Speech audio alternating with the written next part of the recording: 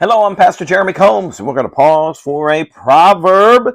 Let's go. We're going to be in Proverbs chapter number 12, and we're going to be looking at verse number 3. A man shall not be established by wickedness, but the root of the righteous shall not be moved. Proverbs has much to say about the heart. Proverbs 4:23 tells us that we need to keep our heart with all diligence, for out of it are the issues of life.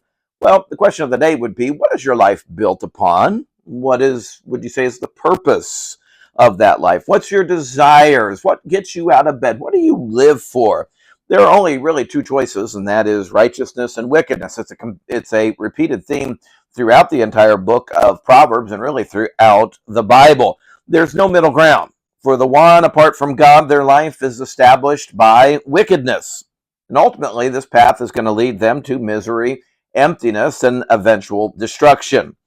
However, those who establish their life on the foundations of Jesus Christ will find strength and stability. For their life is not held together by the fruits of their life, but by the solid, unmovable root, which is Christ.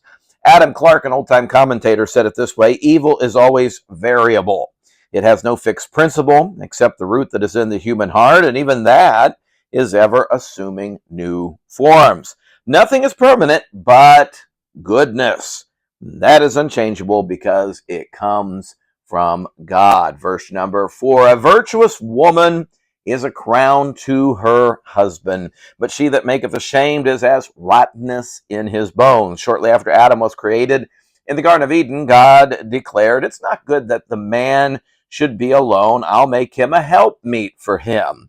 Woman became a crown to her husband. Some would view this as a degradation of women, but nothing could really be further from the truth. The word virtuous actually means force, wealth, strength. When a woman is surrendered to God and submitted to her husband, she crowns and elevates both of them into a force of one. However, if she chooses to forsake the way of God, she becomes a hindrance to that relationship rather than a help. Rather than raising up her husband, she brings both of them down.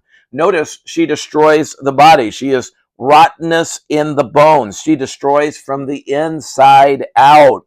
She slowly brings that degradation to the body. It's interesting what she accuses the righteous of doing, degrading women. She ultimately ends up doing to both herself and her husband by her wicked way of living. So the question of the day is, are you a curse or are you a crown to your husband? Women, let's be a force for God. Let's look at one more. Proverbs chapter 12 and verse 5. The thoughts of the righteous are right.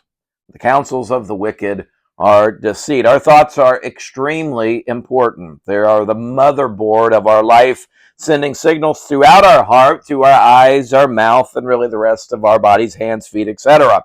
No wonder Satan makes the thought life the epicenter often of spiritual warfare.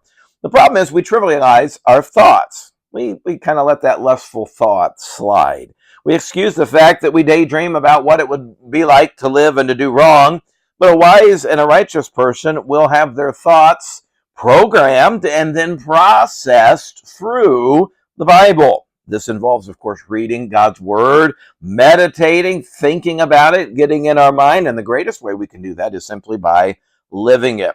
What you think about today will have great effects on the rest of the day, but then also tomorrow. Someone said it this way: you sow a thought, you reap an action. You sow an action, you reap a habit.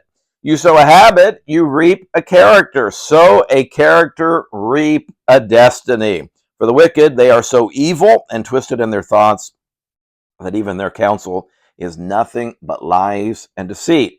So today, be sure that you mind your thinking. Don't think on evil, but do think on God. We'll see you next time.